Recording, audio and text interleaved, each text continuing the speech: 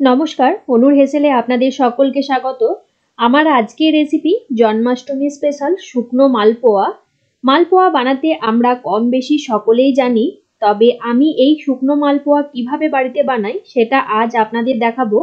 আপনারা ভিডিওটা সম্পূর্ণ দেখুন। খুব সহজ একটা মিষ্টির রেসিপি, একদম চটজলদি বানিয়ে জন্মাষ্টমীর দিন গোপালকে ভোগ নিবেদন করতে পারবেন। আসুন শুরু করি আমার আজকের রেসিপিটি। মালপোয়া দুভাবে বানানো যায়, একটা হলো রসালো মালপোয়া, আরেকটা শুকনো মালপোয়া। রসালো মালপোয়া রেসিপি আমার চ্যানেলে আগে দেওয়া আছে, আমি ডেসক্রিপশনে লিঙ্কটা দিয়ে দেব, চাইলে আপনারা চেক করে নিতে পারেন। আজকে বানাবো শুকনো মালপোয়া, তাই আমি ব্যাটারটা প্রথমে তৈরি করে নেব একটা বাটির মধ্যে।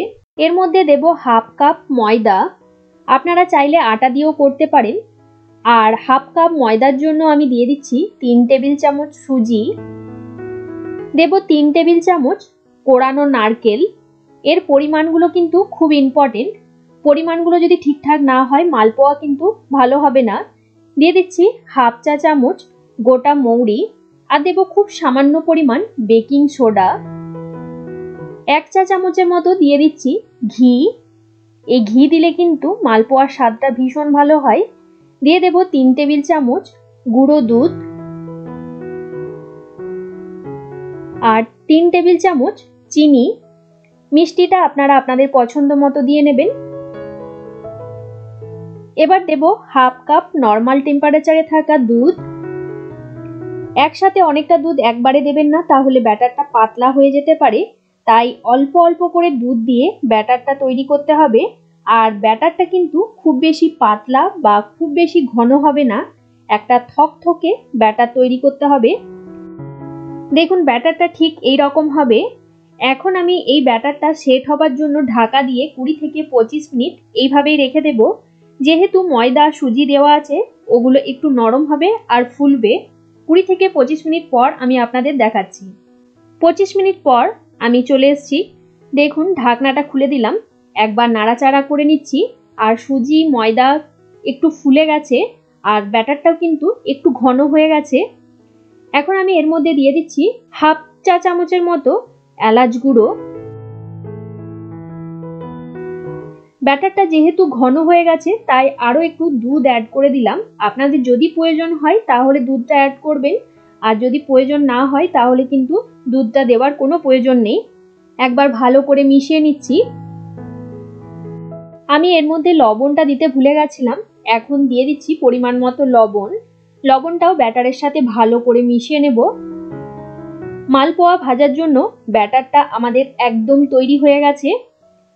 এবার চলে যাব গ্যাসের কাছে। গ্যাসে কড়াই বসিয়ে নিয়েছি, কড়াইয়ের মধ্যে দিয়ে দেব পরিমাণ মতো সাদা তেল। আপনারা চাইলে ঘিতেও ভাজতে পারেন, তাতেও কিন্তু মালপোয়ার স্বাদ ভীষণ ভালো হয়, কিংবা আপনারা ঘি আর তেল একসাথে মিক্স করেও করতে পারেন। তেল ভালোভাবে গরম হয়ে গেছে, আমি সামান্য পরিমাণ ব্যাটার তেলের মধ্যে ফেলে দেখলাম, তেল কিন্তু ভালোভাবে গরম হয়ে গেছে। এবার ছোট হাতা করে 1 হাতা করে ব্যাটার নিয়ে আমি তেলের মধ্যে দেব। গ্যাসের আঁচটা কিন্তু লো টু মিডিয়ামে রাখতে হবে। তেলে ব্যাটার দেওয়ার সাথে সাথে দেখবেন মালপোয়া ওপরে ভেসে উঠবে, তারপর একটু করে তেল ওপরে ছড়িয়ে দিলেই মালপোয়াগুলো খুব সুন্দর গোল গোল বড় বড় হয়ে ফুলে উঠবে। তারপর উল্টে দেব। এইভাবে উল্টে পাল্টে দুটো সাইড হালকা বাদামি রং ধরা পর্যন্ত ভেজে নেব। একটা মালপোয়া ভাজা হয়ে গেছে, দেখুন কি সুন্দর দেখতে হয়েছে না, একদম গোল আর আলুর চপের মতো দেখতে লাগছে। বাকি মালপোয়াগুলো ঠিক একইভাবে ভেজে নেব। 1 হাতা ব্যাটার আমি তেলের মধ্যে দিয়ে দিলাম, তারপর ওপর থেকে একটু করে তেল ছড়িয়ে ছড়িয়ে দেব। দেখুন ওপরটা ফুলে উঠলো, এবার হালকা হাতে আমি উল্টে নিলাম। এইভাবে উল্টে পাল্টে দুটো সাইডই সুন্দরভাবে ভেজে নেব।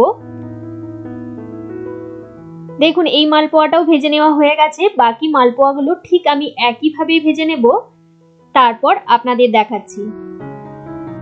দেখুন সব মালপোয়া ভেজে নেওয়া হয়ে গেছে, আর সব কটা মালপোয়া দেখুন দেখতে একদম আলুর চপের মতো লাগছে। ওপর থেকে একটু করে ভাঙা কাজু বাদাম ছড়িয়ে দিচ্ছি দেখতে সুন্দর লাগার জন্য।